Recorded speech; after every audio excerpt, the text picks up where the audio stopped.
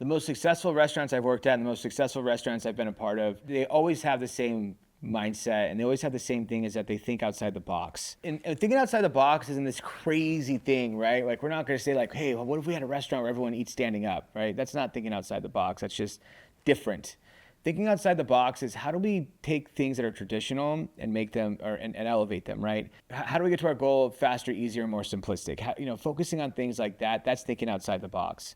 So I talk about training all the time, but also there's execution, right? Another thing too, it's like, with your business, you want to get the most out of the clients that walk in the door. First of all, it's very hard to get a client to walk in the door, right? You know all the work it takes.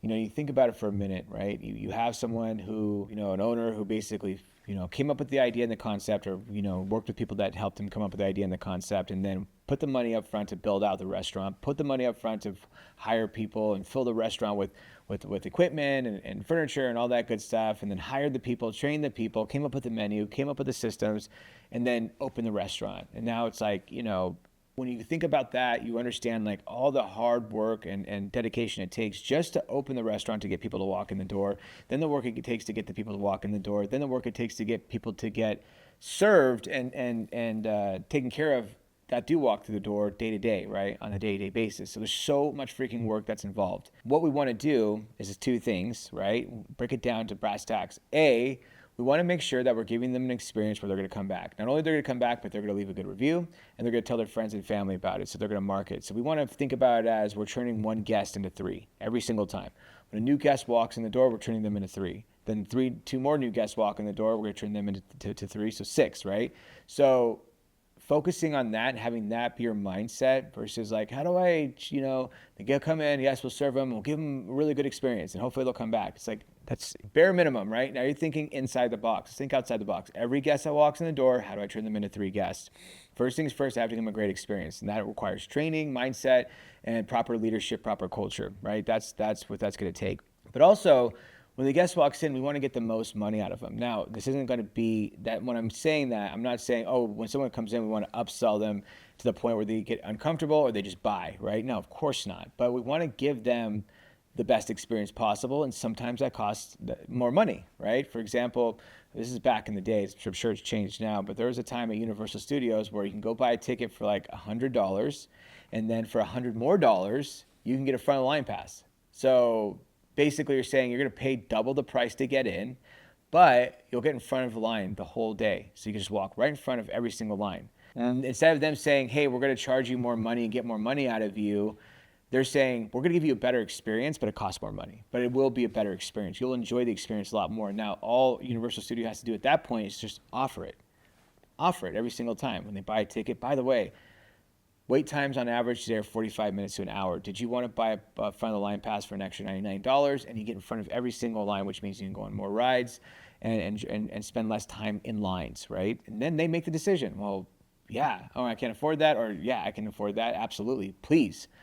Same thing with restaurants, right? We want to maximize the value of a client or guest that walks in, and we want to maximize it by having upsells, of course. And the upsells are strictly to do one thing, and that's to give the guest the best experience possible.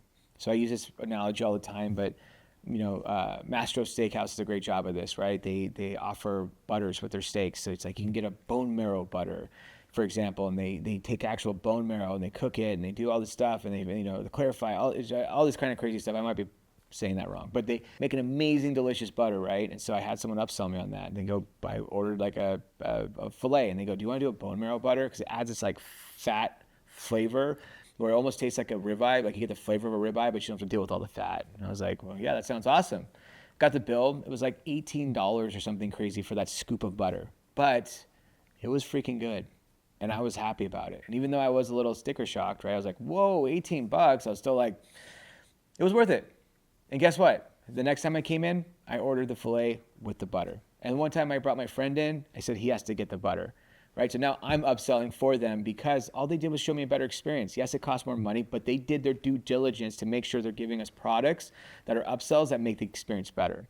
And so that's what I'm talking about is like when we're thinking outside the box, right? Another example is we work with a restaurant, and we have a dessert menu, and they're like, we're not selling enough desserts, but we have really big portions. So we don't know what to do, right? People love our big portions, but then they get too full. We ask for dessert, they say no. especially on slower nights, right? We want them to stay longer, get them to order a coffee, get them to order another drink, whatever it is. So I told them, okay, here's what we're gonna do. You have a dessert menu. The dessert menu has two desserts that they have right now, and then a third dessert that's a limited time only menu. We're gonna put a lot of effort into these desserts, right? We're gonna really put a lot of effort to make sure these desserts are very unique and very enticing and delicious. But we can only make so many of them, right? We're not gonna make we're gonna make enough to where we want them to sell out at the end of every single night. So what we do is, at the end of every night, in the menu it says limited time dessert, and then it says it can sell out. And then when the server greets the table, they're obviously going to excite through education, which we're supposed to do. As they're talking about how amazing this freaking restaurant is and how amazing this menu is, they're going to say, by the way, we have a limited time dessert. They only make so many of them every night, and it's a cherry tart, and the crust is made in-house from scratch with all organic ingredients, the tart cherries. We get the cherries in from a local farm, and an organic farm, and they deliver them every single morning, freshly picked. And then we put a brown butter vanilla ice cream that we make in-house on top of it. It's like the flavor is just absolutely phenomenal. It's like nothing you've ever tasted before when it comes to a dessert. But I'll let you look at the menu. I'll be right back. Take your order. So they come back, take the food order. At the end of the food order, they go, by the way, I just want to let you know that tart cherry, if you're interested, sells out really quick, right? It could sell out like the next hour.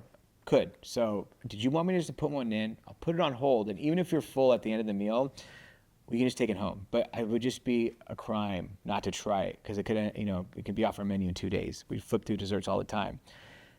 That shot dessert sales up by almost 40% in the restaurant, because people were buying them. And what the crazy part was, we thought a lot of them would end up taking it to go, but still have an amazing dessert to enjoy later on, or maybe even the next day. They were eating them there. What they would do is save room. Okay, now I've put that in, so I'm going to save room. I love my dish, but I'm going to save room. I'll take half of it to go, and I'm going to enjoy that dessert. What did they do when they had that dessert come out? They ordered a round of coffees, or they ordered another round of drinks. Very rarely, I think it was less than 10% of people wouldn't order anything else, right? So they'd actually add on even more sales just by having the dessert come out. But this is what I'm talking about, thinking outside the box. And I've brought this to restaurant owners before, and they're like, oh, well, that's weird that they're going to be. It's like, weird? What do you mean weird? Weird what? Weird how? Are we a culture of tradition, right? Is there people that are really dedicated to the way we traditionally order and set? No, people are okay with it. People are totally fine with it, and this restaurant's proof. So my point is, ultimate success. First things first, guest experience. We have to have that down. How do we have guest experience down? We have leadership that's developed. Bottom line, period. First things first. If you cannot get your leadership developed, you will fail at everything else. It's all a dream, right? 10% of restaurants actually have consistent elevated hospitality installed in their restaurant. Why is that number so low? Why do 90% of restaurants fail at it? Because it's so intricate, right? First things first, you have to have leadership to be able to support it. Once you have that down, you have to develop systems and training. Once you have that down, we have to make sure we're following up and holding them accountable. And like I said earlier, training has to be different. We're trying to train them like we were training them 5 years ago, fail. So I want to focus on those big elements and make sure that you're mastering those things. Then we can start thinking outside the box about how we can up our sales with upselling, with positioning, all that good stuff.